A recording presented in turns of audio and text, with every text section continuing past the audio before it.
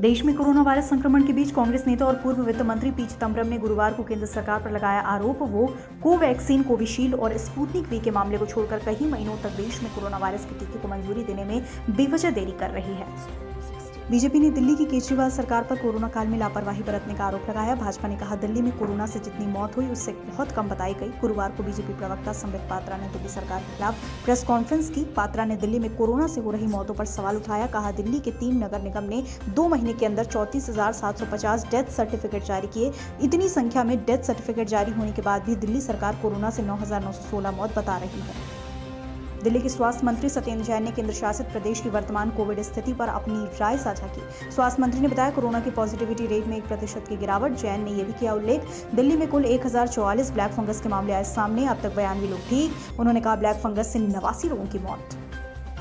देश में corona virus महामारी की दूसरी लहर अब कम होते नजर आ रही। रिकवरी रेट में पहले से ज्यादा सुधार, एक्टिव केस में कमी, नए केस का आंकड़ा लगातार घटा। पिछले 24 घंटे में देश में 1,33,953 नए कोरोना मरीज मिले, 2,11,750 मरीज ठीक। इस दौरान 2,897 मरीजों ने गंवाई जान।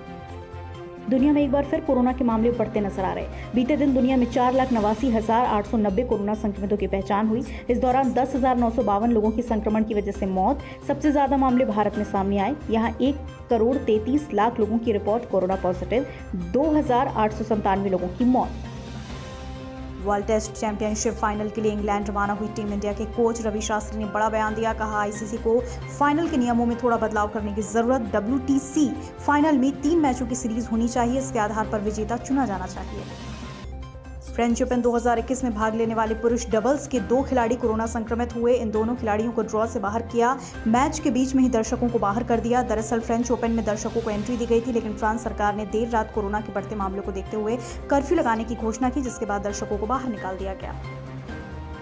दक्षिण पश्चिम मानसून ने केरल में दस्तक दी। गुरुवार को भारतीय मौसम विभाग ने इस बात की पुष्टि की। मौसम विभाग के डायरेक्टर मृत्युंजय मोहापात्रा ने कहा, आमतौर दक्षिण पश्चिम मानसून 1 जून को केरल में दस्तक देता है, लेकिन इस बार 2 दिन देरी के साथ पहुंचा। मानसून ने केरल राज्य के दक्षिणी हिस्सों में दस्तक दी। मानसून ने अंडमान में 21 मई को दस्तक दी थी। 27 मई को आधे श्रीलंका और मालदीव को पार करने के बाद तेज हवाओं के साथ केरल पहुंचा। मानसून आने से 4 दिन पहले से केरल में लगातार बारिश हो रही थी।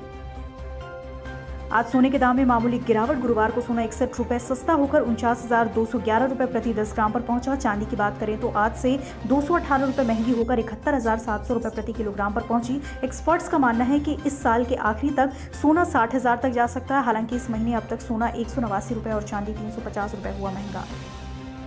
देश का शेयर बाजार कारोबारी सप्ताह के चौथे दिन जबरदस्त तेजी के साथ बंद हुआ। इस दौरान सेंसेक्स और निफ्टी दोनों ही रिकॉर्ड स्तर पर हुए बंद। बॉम्बे स्टॉक एक्सचेंज के BSE के 30 शेयरों पर आधारित संवेदी सूचकांक सेंसेक्स 382.95 अंक यानी कि 0.74% की तेजी के साथ 52,232.43 के स्तर पर हुआ बंद।